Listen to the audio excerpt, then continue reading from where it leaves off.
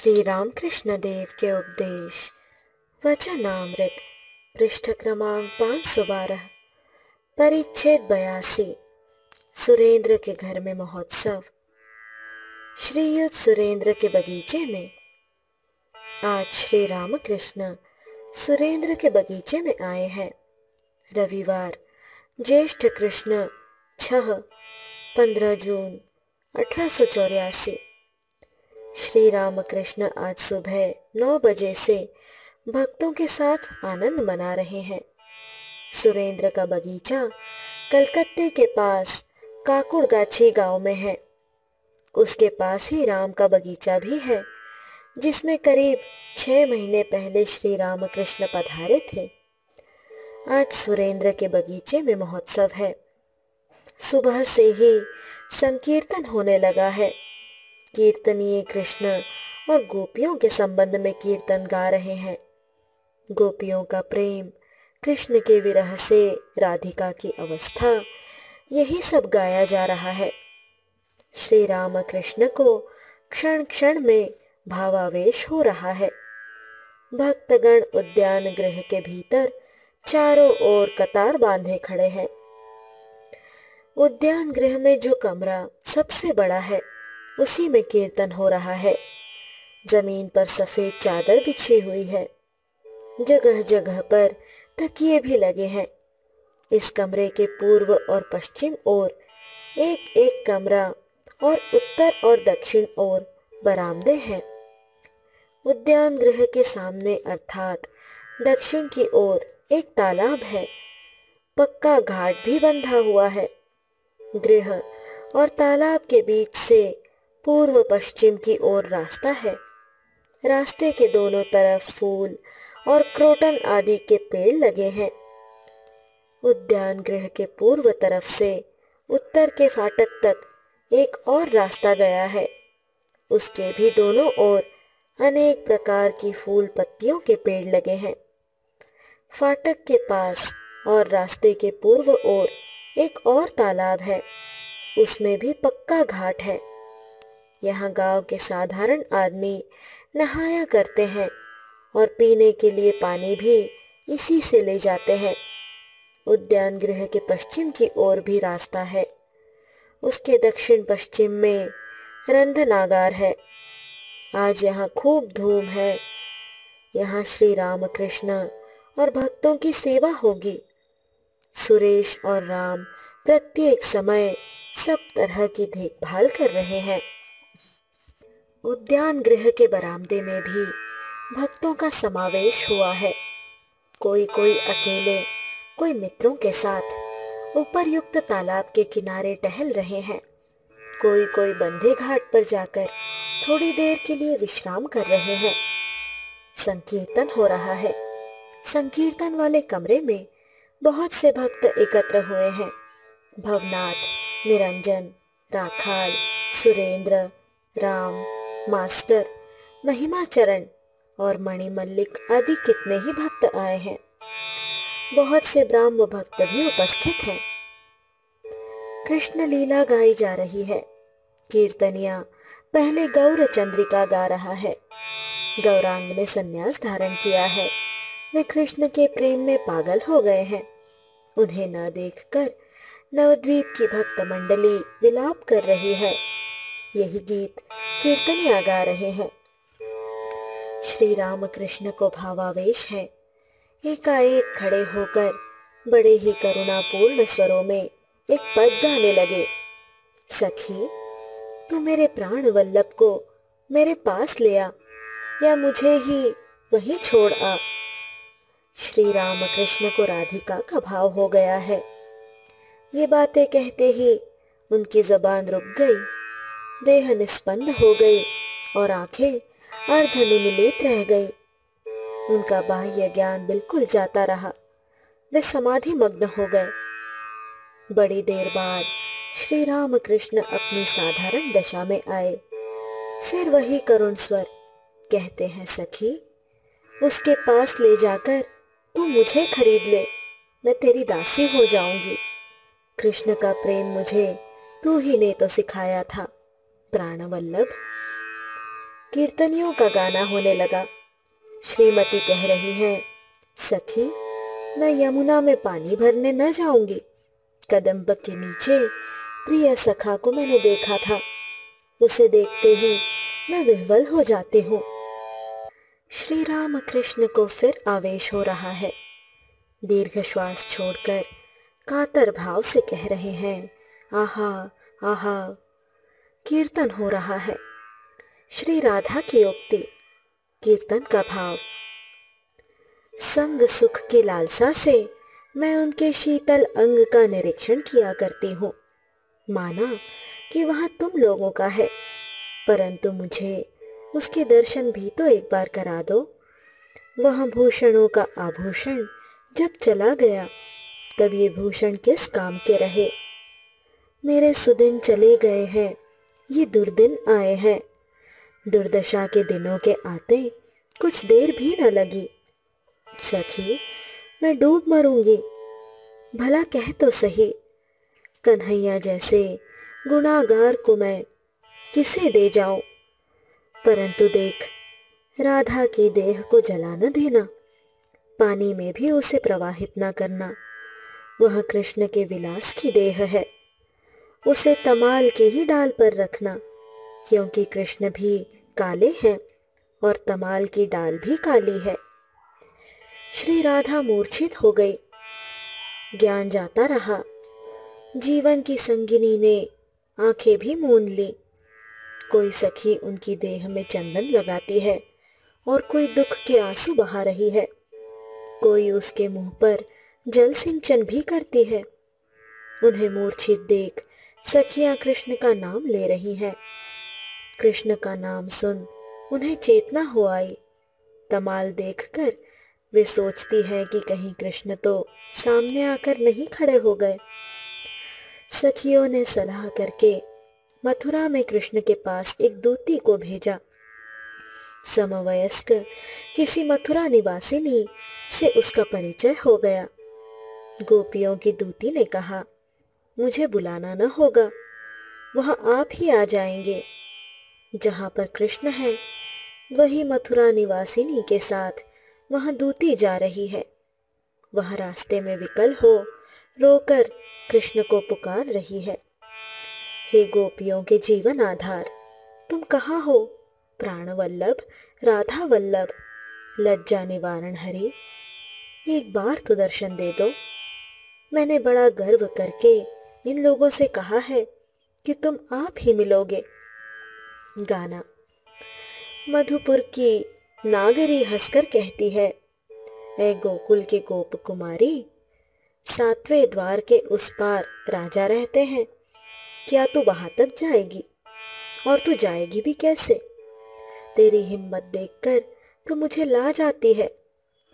उसकी ये बातें सुनकर दूती दुखित हो कृष्ण को पुकारने लगी, हे गोपियों के जीवन, हे नागर, हाय तुम कहाँ हो? दर्शन दे, दासी के प्राणों की रक्षा करो। गाना। हे गोपियों के जीवन, तुम कहाँ हो? इतना सुनते ही श्री राम कृष्ण समाधि मग्न हो गए। अंत में कीर्तनीय ऊंचे स्वर से कीर्तन गाने लगे। श्री राम कृष्ण फिर खड़े हो गए, समाधि मग्न। कुछ होश आने पर अस्पष्ट स्वरों में कह रहे हैं, किट्न किट्न, कृष्ण कृष्ण। भाव में भरपूर मग्न है, पूरा नाम उच्चारण नहीं कर सकते। राधा कृष्ण का मिलन गीत कीर्तनीय गा रहे हैं। श्री राम कृष्ण भी गाते हैं। राधा खड़ी है, आंख झुकाए हुए, श्याम के बाई ओर मानो तमाल को घेर कर। अब नाम कीर्तन होने लगा। खोल कर ताल लेकर अब कीर्तनीय एक साथ गाने लगे। भक्तगण पागल से हो गए। श्री राम कृष्ण नृत्य कर रहे हैं। उन्हें घेर कर भक्तगण भी आनंद से नाच रहे हैं। सब लोग जय राधे गोविंद, जय राधे गोविंद कह रहे हैं। कीर्तन हो जाने पर श्री राम कृष्ण ने जरा देर के लिए आसन ग्रहण किया। इसी समय निरंजन आए और श्री राम कृष्ण को भूमिष्ठ हो प्रणाम किया। श्री रामकृष्ण उन्हें देखकर ही खड़े हो गए। आनंद से श्री रामकृष्ण की आंखें उज्जवल हो गईं। कहा, तू आ गया? मास्टर से, देखो यह लड़का बड़ा सरल है। सरलता पूर्व जन्मार्जित बहुत बड़ी तपस्या का फल है। कपटाचार, पटवारी बुद्धि, इन सब के रहते ईश्वर प्राप्ति नहीं होती। देखा नहीं, ईश्वर उसी वंश में अवतार लेते हैं जहाँ सरलता पाई जाती है। दशरथ कितने सरल थे। नंद श्री कृष्ण के पिता कितने सरल थे। अब भी आदमी कहते हैं, आहा कैसा सरल है, मानो नंद घोष हो। निरंजन से, देख तेरे मुंह पर स्याही आ गई है। तू ऑफिस का काम करता है ना, इसीलिए ऑफिस में हिसाब किताब करना पड़ता होगा। और भी कितनी ही तरह के काम होंगे, सब समय सोचना पड़ता होगा। संसारी आदमी जिस तरह नौकरी करते हैं तू भी वैसे ही करता है, परंतु कुछ भेद है। तूने अपनी माँ के लिए नौकरी की है। माँ गुरु है, ब्रह्ममयी की मूर्ति है।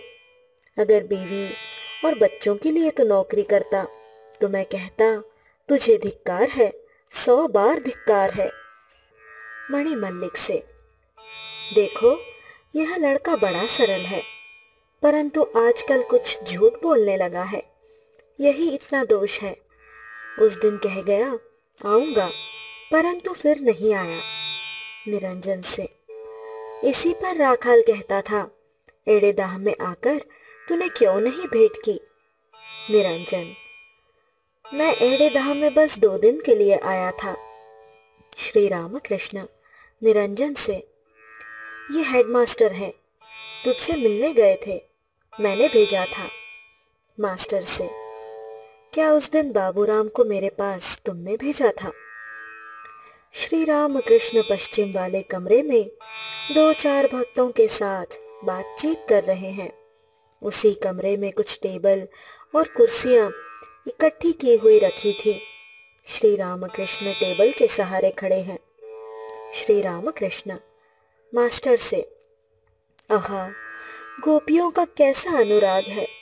कमाल देखकर प्रेम से विह्वल हो गई, एकदम प्रेमोन्माद। श्री राधा की विरहाग्नि इतनी प्रचंड थी कि आंख से आंसू भी उसके ताप में सूख जाते थे। पानी बनने से पहले ही वाष्प होकर उड़ जाते थे। कभी कभी दूसरे को उनके भाव का कुछ पता ही नहीं चलता था। बड़े तालाब में हाथी के धंसने पर भी दूसरों को पता नहीं चलता है। मास्टर, जी हाँ, गौरांग का भी यही हाल था। वन देखकर उन्होंने उसे वृंदावन सोचा था और समुद्र देखकर यमुना। श्री रामकृष्ण, आहा उस प्रेम का एक बूंद भी अगर किसी को हो, कैसा अनुराग, कैसा प्यार। सिर्फ 16 आने अनुराग नहीं, 5 चवन्नी और 5 आने। प्रेमोन्माद इसी का नाम है। बात यह है कि उन्हें प्यार करना चाहिए। तो फिर तुम चाहे जिस मार्ग पर रहो, साकार पर ही विश्वास करो या निराकार पर, ईश्वर मनुष्य के रूप में अवतार लेते हैं, इस बात पर चाहे विश्वास करो या न करो, उन पर अनुराग रहने से ही काफी है। तब वे खुद समझा देंगे कि वे कैसे हैं। अगर पागल ही होना है तो संसार की चीज लेकर क्यों पागल होते हो? पागल होना है तो ईश्वर के लिए पागल बनो। भवनाथ, महिमा आदि भक्तों के साथ हरि कथा प्रसंग। श्री रामकृष्ण हॉल वाले कमरे में आए। उनके बैठने के आसन के पास एक तकिया लगा दिया गया।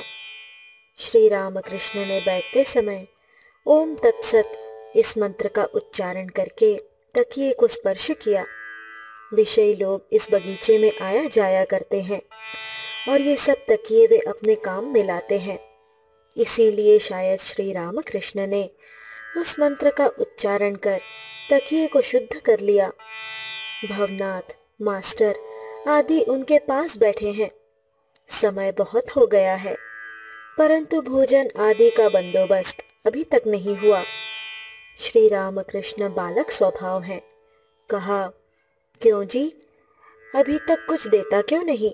नरेंद्र कहाँ है? एक भक्त श्री रामकृष्ण के प्रति सहास्य, महाराज, अध्यक्ष राम बाबू हैं, वे ही सब देखभाल करते हैं। सब हंसते हैं। श्री रामकृष्ण हंसते हुए, राम अध्यक्ष है तब तो हो चुका। एक भक्त, जी, राम बाबू जहाँ अध्यक्ष होते हैं वहाँ प्रायः यही हाल हुआ करता है। सब हंसते हैं। श्री रामकृष्ण भक्तों से, सुरेंद्र कहाँ है? आहा, सुरेंद्र का स्वभाव बहुत ही अच्छा हो गया है, बड़ा स्पष्ट वक्ता है, बोलते समय किसी से दबता नहीं, और देखो मुक्त हस्त भी है। कोई उसके पास सहायता के लिए जाता है तो उसे खाली हाथ नहीं लौटाता। मास्टर से, तुम भगवान दास के पास गए थे, उनके बारे में क्या राय है? मास्टर, जी, मैं कालना गया था। भगवान दास बहुत वृद्ध हो गए हैं। रात में भेंट हुई थी, जाजम पर लेटे हुए थे। एक आदमी प्रसाद ले आया और खिलाने लगा। जोर से बोलने पर सुनते हैं। आपका नाम सुनकर कहने लगे, तुम लोगों को अब क्या चिंता है? उस घर में नाम ब्रह्म की पूजा होती है। भवनाथ मास्टर से, आप बहुत दिनों से दक्षिणेश्वर नहीं गए। वे दक्षिणेश्वर में मुझसे आपके संबंध में पूछताछ किया करते थे और कहा था, मास्टर को अरुचि हो गई क्या? यह कहकर भवनाथ हंसने लगे। श्री रामकृष्ण दोनों की बातचीत सुन रहे थे। फिर मास्टर की ओर स्नेहपूर्ण दृष्टि से देखकर बोले, क्यों जी, बहुत दिन तक तुम वहां गए क्यों नहीं? मास्टर इसका कुछ जवाब न दे सके। इसी समय महिमाचरण आ पहुंचे। महिमाचरण काशीपुर में रहते हैं। श्री रामकृष्ण पर इनकी बड़ी भक्ति है और सर्वदा ये दक्षिणेश्वर आया जाया करते हैं। ब्राह्मण के लड़के हैं, कुछ पैतृक संपत्ति भी है, स्वाधीन रहते हैं, किसी की नौकरी नहीं करते, सारे समय शास्त्राध्ययन और ईश्वर चिंतन किया करते हैं। कुछ पांडित्य भी है, अंग्रेजी और संस्कृत के बहुत से ग्रंथों का अध्ययन किया है। श्री रामकृष्ण सहास्य महिमाचरण से, यह क्या, यहाँ तो जहाज आ गया। सब हंसते हैं। इन सब स्थानों में तो डोंगे ही आ सकते हैं, यहाँ तो एकदम जहाज आ गया। सब हंसे। परंतु एक बात है, यह आषाढ़ का महीना है। सब हंसते हैं। महिमाचरण के साथ कितनी ही तरह की बातें हो रही हैं। श्री रामकृष्ण महिमा के प्रति, अच्छा बताओ, लोगों को खिलाना एक तरह से उनकी सेवा नहीं है? सब जीवों के भीतर वे अग्नि के रूप से विराजमान है। खिलाना अर्थात उनमें आहुति देना। परंतु इसलिए बुरे आदमी को न खिलाना चाहिए। ऐसे आदमी जिन्होंने व्यभिचार आदि महापातक किया हो। घोर विषयासक्त आदमी जहाँ बैठकर भोजन करते हैं वहाँ 7 हाथ तक की मिट्टी अपवित्र हो जाती है। हृदय ने सियूड़ में एक बार कुछ आदमियों को भोजन कराया था। उनमें अधिकांश मनुष्य बुरे थे। मैंने कहा, देख हृदय, उन्हें अगर तू खिलाएगा तो मैं तो तेरे घर एक क्षण भी नहीं ठहरूंगा। महिमा से, अच्छा, मैंने सुना है पहले लोगों को तुम बहुत खिलाते पिलाते थे, अब शायद खर्च बढ़ गया है। सब हंसते हैं। ब्राह्म भक्तों के संग में अहंकार दर्शन का लक्षण। अब पत्तल पड़ रहे हैं दक्षिण वाले बरामदे में। श्री रामकृष्ण महिमाचरण से कह रहे हैं, तुम एक बार जाओ, देखो वे सब क्या कर रहे हैं। और तुमसे मैं कह नहीं सकता, परंतु जी में आ जाए तो परोस भी देना, सामान ले आया जाए। परोसने की बात तो तब है। यह कहकर महिमाचरण लंबे डग से दालान की ओर चले गए। फिर कुछ देर बाद लौटकर आ गए। श्री रामकृष्ण भक्तों के साथ आनंद पूर्वक भोजन कर रहे हैं। भोजन के पश्चात घर में आकर विश्राम करने लगे। भक्तगण भी दक्षिण वाले तालाब में हाथ मुंह धोकर पान खाते हुए फिर श्री रामकृष्ण के पास आ गए। सब ने आसन ग्रहण किया। 2 बजे के बाद प्रताप आए। ये एक ब्राह्म भक्त है। आकर श्री रामकृष्ण को नमस्कार किया। श्री रामकृष्ण ने भी सिर झुकाकर नमस्कार किया। प्रताप के साथ बहुत सी बातें हो रही हैं। प्रताप: मैं दार्जिलिंग गया था। श्री रामकृष्ण: परंतु तुम्हारा शरीर उतना सुधर नहीं पाया, जान पड़ता है कोई बीमारी हो गई है। प्रताप: जी, केशव को जो बीमारी थी वही मुझे भी है। उन्हें भी यही बीमारी थी। केशव की दूसरी बातें होने लगी। प्रताप कहने लगे, केशव का वैराग्य उनके बचपन से ही जाहिर हो रहा था। उन्हें खेलते कूदते हुए लोगों ने बहुत कम देखा है। हिंदू कॉलेज में पढ़ते थे। उसी समय सत्येंद्र के साथ उनकी बड़ी मित्रता हो गई और उसी कारण श्रीयुत देवेंद्रनाथ ठाकुर से उनकी मुलाकात हुई। केशव में दोनों बातें थी, योग भी और भक्ति भी। कभी कभी उनमें भक्ति का इतना उद्रेक होता था कि वे मूर्छित हो जाते थे। गृहस्थों में धर्म लाना उनके जीवन का प्रधान उद्देश्य था। महाराष्ट्र देश की एक स्त्री के संबंध में बातचीत होने लगी। प्रताप: हमारे देश की कुछ महिलाएं विलायत गई थी। महाराष्ट्र देश की एक महिला विलायत गई थी। वे खूब पंडिता है, परंतु ईसाई हो गई है। आपने क्या उनका नाम सुना है? श्री रामकृष्ण: नहीं, परंतु तुम्हारे मुख से जैसा सुन रहा हूँ, इससे जान पड़ता है उसे प्रसिद्धि तथा सम्मान प्राप्ति की इच्छा है। इस तरह का अहंकार अच्छा नहीं। मैंने किया, यह अज्ञान होता है। हे ईश्वर, तुम्ही ने ऐसा किया, यही ज्ञान है। ईश्वर ही करता है और सब अकर्ता। मैं करने से कितनी दुर्गति होती है। इसका ज्ञान बछड़े की अवस्था सोचने पर हो जाता है। बछड़ा हम्मा हम्मा मैं किया करता है।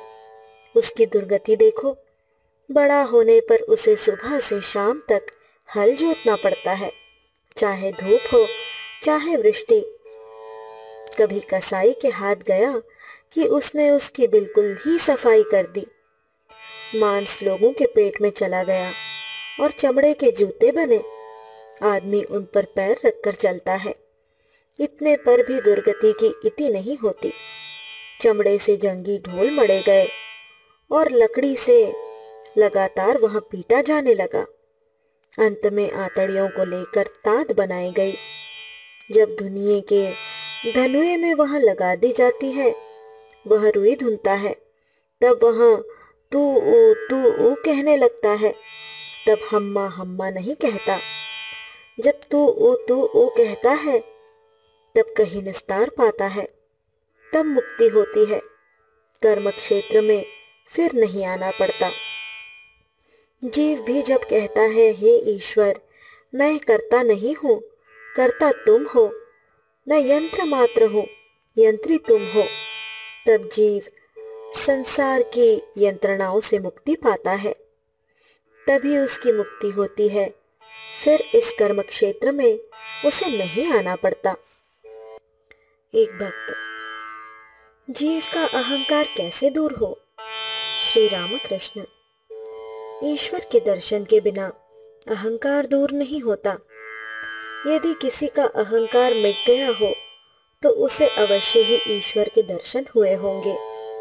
भक्त: महाराज, किस तरह समझ में आए कि ईश्वर के दर्शन हो चुके हैं?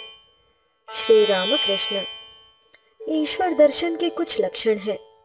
श्रीमद् भागवत में कहा है, जिस आदमी को ईश्वर के दर्शन हुए हैं उसके 4 लक्षण हैं: बालवत, पिशाचवत, जड़वत तथा उन्मत्तवत। जिसे ईश्वर के दर्शन हुए होंगे उसका स्वभाव बालक की तरह का हो जाएगा। वह त्रिगुणातीत हो जाता है, किसी गुण को गांठ नहीं बांधता। शुचि और अशुचि भी उसके पास बराबर है, इसीलिए वह पिशाचवत है और पागल की तरह कभी हंसता है कभी रोता है। देखते ही देखते बाबुओं की तरह सजावट कर लेता है और फिर सब कपड़े बगल में दबाकर बिल्कुल नंगा होकर घूमता है। इस तरह वह उन्मत्तवत हो जाता है। और कभी यही है कि जड़ की तरह कहीं चुपचाप बैठा हुआ है, इसीलिए जड़वत। भक्त, ईश्वर दर्शन के बाद क्या अहंकार बिल्कुल चला जाता है?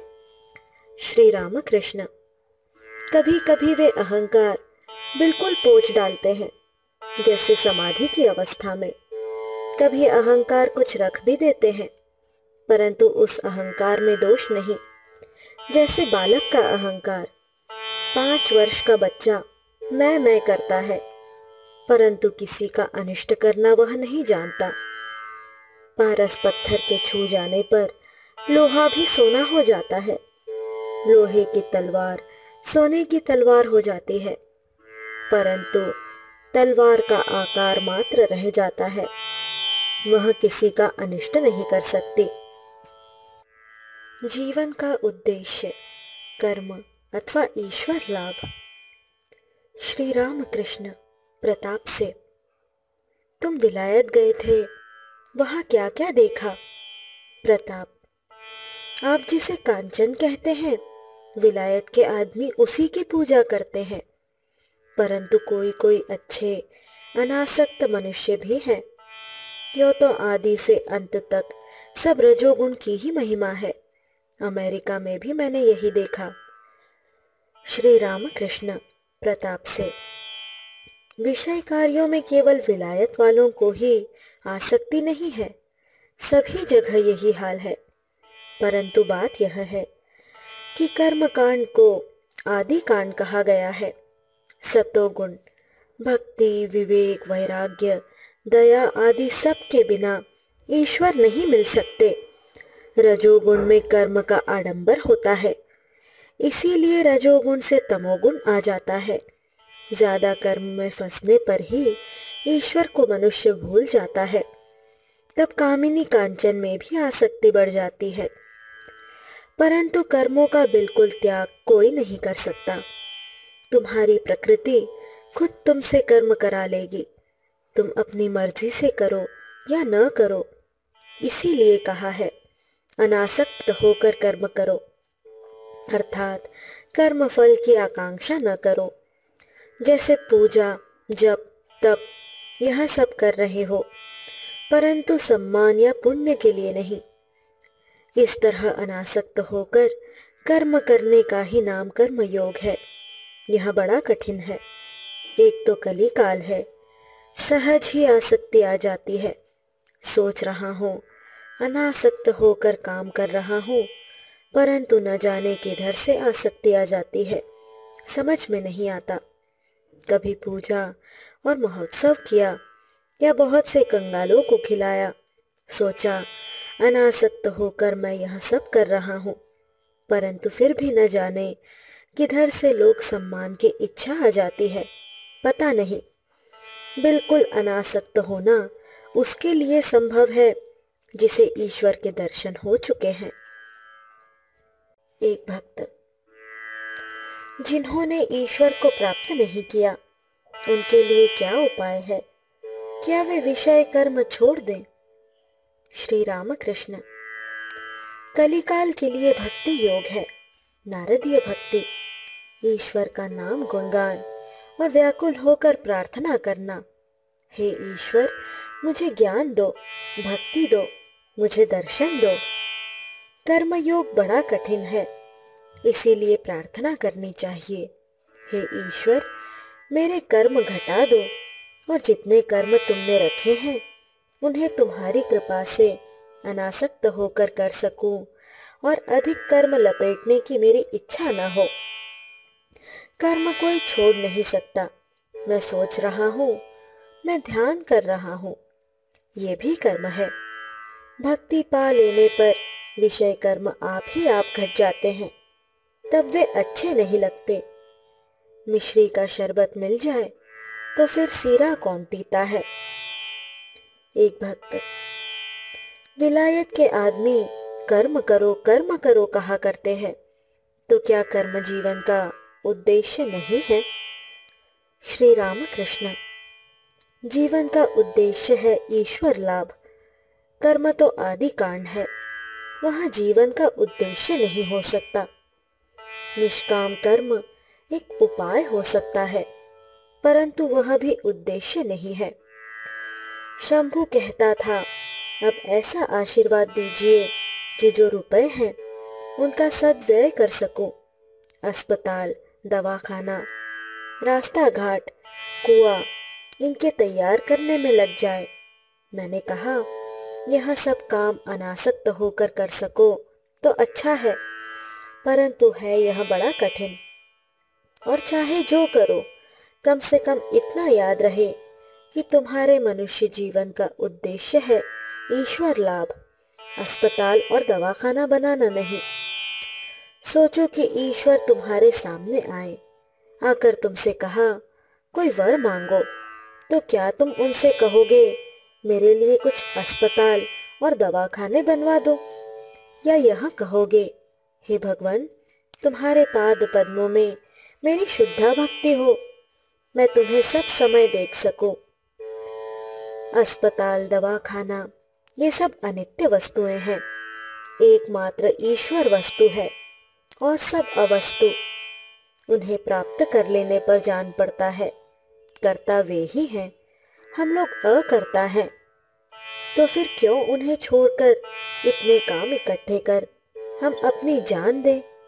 उन्हें पा लेने पर उनकी इच्छा से कितने ही अस्पताल और दवाखाने हो जाएंगे। इसीलिए कहता हूँ, कर्म आदि कांड है, कर्म जीवन का उद्देश्य नहीं। साधना करके और भी आगे बढ़ जाओगे। साधना करते हुए जब और आगे बढ़ जाओगे, तब अंत में समझोगे ईश्वर ही एकमात्र वस्तु है और सब अवस्तु। ईश्वर लाभ ही जीवन का उद्देश्य है। एक लकड़हारा जंगल में लकड़ी काटने गया था। एकाएक किसी ब्रह्मचारी से उसकी भेंट हो गई। ब्रह्मचारी ने कहा, सुनो जी, बढ़ते जाओ। लकड़हारा घर लौटकर सोचने लगा, ब्रह्मचारी ने आगे बढ़ने के लिए क्यों कहा। इसी तरह कुछ दिन बीत गए। एक दिन वह बैठा हुआ था। एकाएक ब्रह्मचारी की बात याद आ गई। तब उसने मन ही मन कहा, मैं आज और भी आगे बढ़ जाऊंगा। वन में और भी आगे चलकर उसने देखा, चंदन के हजारों पेड़ थे। तब मारे आनंद के लोटपोट हो गया। चंदन की लकड़ी उस दिन घर ले आया। बाजार में बेचकर खूब धनी हो गया। और भी बढ़ने पर ईश्वर की प्राप्ति होगी, उनके दर्शन होंगे। क्रमशः उनके साथ मुलाकात और बातचीत होगी। केशव के स्वर्ग लाभ के पश्चात मंदिर की वेदी को लेकर जो विवाद हुआ था, अब उसकी बात होने लगी। श्री रामकृष्ण, प्रताप से। सुना है तुम्हारे साथ वेदी के संबंध में कोई झगड़ा हुआ है। जिन लोगों ने झगड़ा किया है वे तो सब ऐसे ही हैं, मानो कीड़े मकोड़े। सब हंसते हैं। भक्तों को देखो, प्रताप और अमृत ये सब शंख की तरह बजते हैं। और दूसरे आदमियों को देखो, उनमें कोई आवाज ही नहीं है। सब हंसते हैं। प्रताप, महाराज, बजने की बात अगर आपने चलाई तो आम की गुठली भी तो बजती है। श्री रामकृष्ण, प्रताप से। देखो, तुम्हारे ब्राह्म समाज का लेक्चर सुनकर आदमी का भाव आसानी से ताड़ लिया जाता है। मुझे एक हरी सभा में ले गए थे। आचार्य थे एक पंडित, नाम समाध्यायी था। कहा, ईश्वर नीरस है, हमें अपने प्रेम और भक्ति से उन्हें सरस कर लेना चाहिए। यह बात सुनकर मैं तो दंग रह गया। तब एक कहानी याद आ गई। एक लड़के ने कहा था, मेरे मामा के यहाँ बहुत से घोड़े हैं, गौशाले भर। अब सोचो, अगर गौशाला है तो वहाँ गौओं का रहना ही संभव है, घोड़ों का नहीं। इस तरह की असंबद्ध बातें सुनकर आदमी क्या सोचता है? यही कि घोड़े सोड़े कहीं कुछ नहीं है। सब हंसते हैं। एक भक्त, घोड़े तो है ही नहीं, गौए भी नहीं है। सब हंसते हैं। श्री रामकृष्ण, देखो ना, जो रस स्वरूप है उन्हें कहता है नीरस। इससे यही समझ में आता है कि ईश्वर क्या चीज है, उसने कभी अनुभव भी नहीं किया। श्री रामकृष्ण प्रताप से, देखो, तुमसे कहता हूँ, तुम पढ़े लिखे बुद्धिमान और गंभीर हो। केशव और तुम मानो गौरांग और नित्यानंद दोनों भाई थे। लेक्चर देना, तर्क झाड़ना, वाद विवाद, यह सब तो खूब हुआ। क्या तुम्हें ये सब अब भी अच्छे लगते हैं? अब सब मन समेट कर ईश्वर पर लगाओ। अपने को अब ईश्वर में उत्सर्ग कर दो।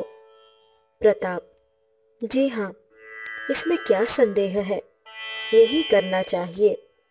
परंतु यह सब जो मैं कर रहा हूँ, उनके, केशव के नाम की रक्षा करने के लिए कर रहा हूँ। श्री रामकृष्ण हंसकर, तुमने कहा तो है कि उनके नाम की रक्षा के लिए सब कुछ कर रहे हो, परंतु कुछ दिन बाद यह भाव भी न रह जाएगा। एक कहानी सुनो। किसी आदमी का घर पहाड़ पर था। घर क्या, कुटिया थी। बड़ी मेहनत करके उसने बनाया था। कुछ दिन बाद एक बहुत बड़ा तूफान आया, कुटिया हिलने लगी। तब उसे बचाने के लिए उस आदमी को बड़ी चिंता हुई। उसने कहा, हे पवन देव, देखो महाराज, घर न तोड़िएगा। पवन देव क्यों सुनने लगे? कुटिया चरचराने लगी। तब उस आदमी ने एक उपाय सोच निकाला। उसे याद आ गया कि हनुमान जी पवन देव के लड़के हैं। बस घबराया हुआ वहां कहने लगा, दोहाई है, घर न तोड़िएगा, दोहाई है, हनुमान जी का घर है। कितनी ही बार उसने कहा, हनुमान जी का घर है, हनुमान जी का घर है, पर इससे कोई लाभ न हुआ।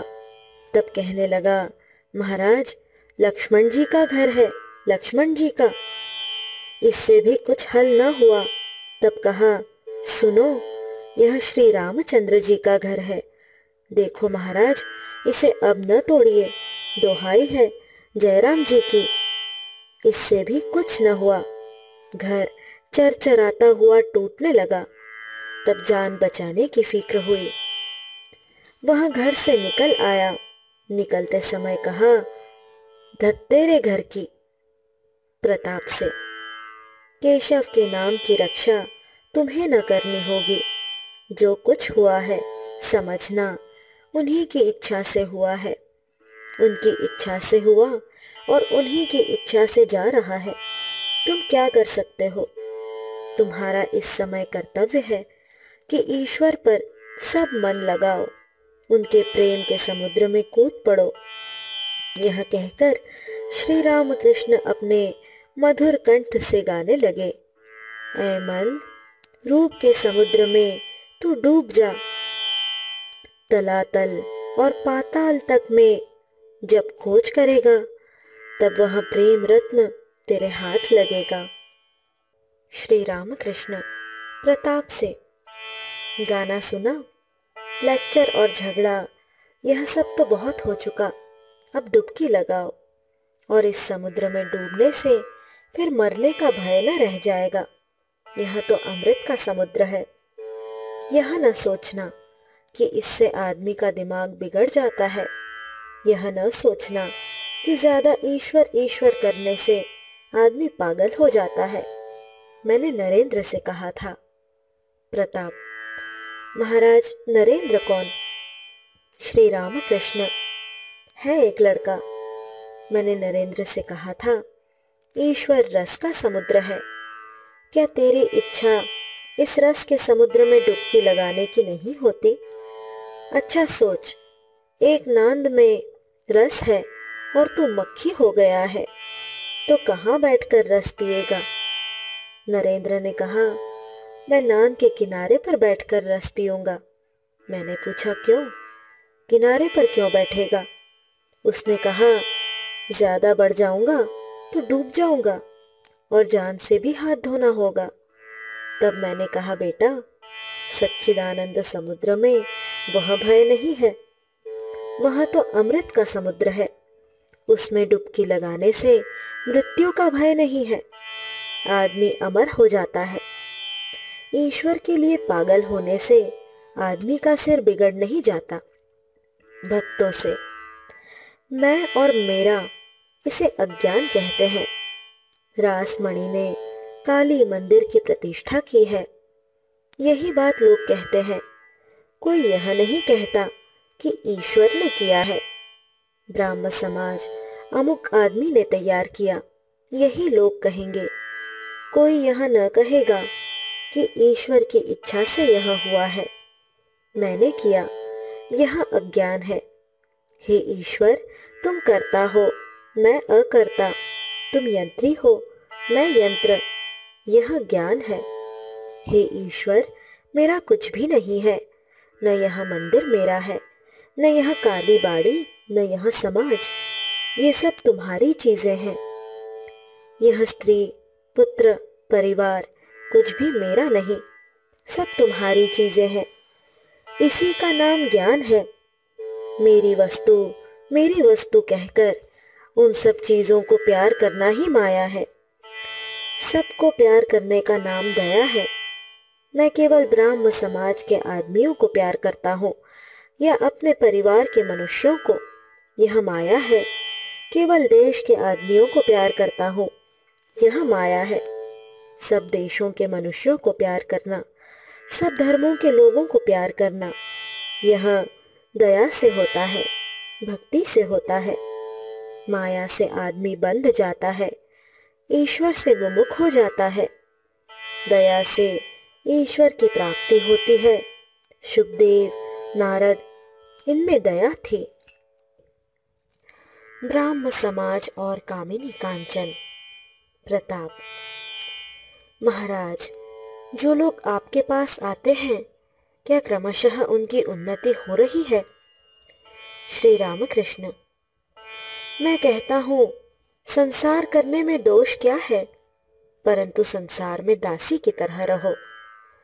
दासी अपने मालिक के मकान को कहती है, हमारा मकान, परंतु उसका अपना मकान कहीं किसी गांव में होता है। मुख से तो वह मालिक के मकान को कहती है, हमारा घर, परंतु मन ही मन जानती है कि वह उसका घर नहीं, उसका घर एक दूसरे गांव में है। और मालिक के लड़के को सेती है और कहती है, मेरा हरी बड़ा बदमाश हो गया, मेरे हरी को मिठाई पसंद नहीं आती। मेरा हरी वहां मुख ही से कहती है, मन ही मन जानती है, हरी मेरा लड़का नहीं, मालिक का लड़का है। इसीलिए तो जो लोग आते हैं उनसे कहता हूँ, संसार में रहो, इसमें दोष नहीं, परंतु मन ईश्वर पर रखो। समझना कि घर द्वार, संसार, परिवार तुम्हारे नहीं हैं, ये सब ईश्वर के हैं। समझना कि तुम्हारा घर ईश्वर के यहाँ है। मैं उनसे यह भी कहता हूँ कि व्याकुल होकर उनकी भक्ति के लिए उनके पाद पद्मों में प्रार्थना करो। विलायत की बात फिर होने लगी। एक भक्त ने कहा, महाराज, आजकल विलायत के विद्वान लोग, सुना है, ईश्वर का अस्तित्व नहीं मानते। प्रताप, मुंह से चाहे वे कुछ भी कहें, पर यह मुझे विश्वास नहीं होता कि उनमें कोई सच्चा नास्तिक है। इस संसार की घटनाओं के पीछे एक कोई महान शक्ति है, यह बात बहुतों को माननी पड़ी है। श्री रामकृष्ण, तो बस हो गया, शक्ति तो मानते हैं ना, तो फिर नास्तिक कैसे? प्रताप, इसके अतिरिक्त यूरोप के पंडित मॉरल गवर्नमेंट, सत्कर्मों का पुरस्कार और पाप का दंड इस संसार में होता है, यह बात भी मानते हैं।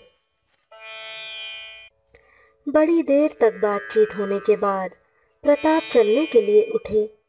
श्री रामकृष्ण प्रताप से, तुम्हें और क्या कहूँ, केवल इतना कहता हूँ कि अब वाद विवाद के बीच में न रहो। एक बात और, कामिनी कांचन ही मनुष्य को ईश्वर से विमुख करते हैं, उस ओर जाने नहीं देते। देखो ना, अपनी स्त्री की सब लोग बड़ाई करते हैं, सब हंसते हैं, चाहे वह अच्छी हो या खराब। अगर पूछो क्यों जी, तुम्हारी स्त्री कैसी है, तो उसी समय जवाब मिलता है, जी बहुत अच्छी है। प्रताप, तो मैं अब चलता हूँ। प्रताप चले गए। श्री रामकृष्ण की अमृतमयी कामिनी और कांचन के त्याग की बात समाप्त नहीं हुई। सुरेंद्र के बगीचे के पेड़ और उनकी पत्तियां दक्षिणी हवा के झोंकों में झूम रही थी तथा मृदुल मरमर शब्द सुना रही थी। बातें उसी मरमर शब्द के साथ मिल गई। भक्तों के हृदय में एक बार धक्का लगाकर अनंत आकाश में विलीन हो गई। कुछ देर बाद श्रीयुत मणिलाल मल्लिक ने श्री रामकृष्ण से कहा, महाराज अब दक्षिणेश्वर चलिए। आज वहां केशव सेन की माँ और उनके घर की स्त्रियां आपके दर्शनों के लिए आएंगी। आपको वहां ना पाकर संभव है वे दुखित हो वहां से लौट जाएं। केशव को शरीर छोड़े कई महीने हो गए हैं। उनकी वृद्धा माता और घर की स्त्रियां श्री रामकृष्ण को बहुत दिनों से न देखने के कारण आज दक्षिणेश्वर में उनके दर्शन करने जाएंगी। श्री रामकृष्ण मणि मल्लिक से, ठहरो बाबू, एक तो मेरी आंख नहीं लगी, जल्दबाजी इतनी न कर सकूंगा। वे गई हैं तो क्या किया जाए, वहां के लोग बगीचे में टहलेंगी, आनंद मनाएंगी। कुछ देर विश्राम करके श्री रामकृष्ण दक्षिणेश्वर चले। जाते समय सुरेंद्र की कल्याण कामना करते हैं। सब कमरों में एक एक बार जाते हैं और मृदु स्वर से नामोच्चार कर रहे हैं। कुछ अधूरा न रखेंगे, इसीलिए खड़े हुए कह रहे हैं, मैंने उस समय पूड़ी नहीं खाई, थोड़ी सी ले आओ। बिल्कुल जरा ही लेकर खा रहे हैं और कह रहे हैं, इसके बहुत से अर्थ हैं। पूड़ी नहीं खाई, यह याद आएगा तो फिर आने की इच्छा होगी। सब हंसते हैं। मणि मल्लिक सहास्य, अच्छा तो था, हम लोग भी आते। भक्त मंडली हंस रही है।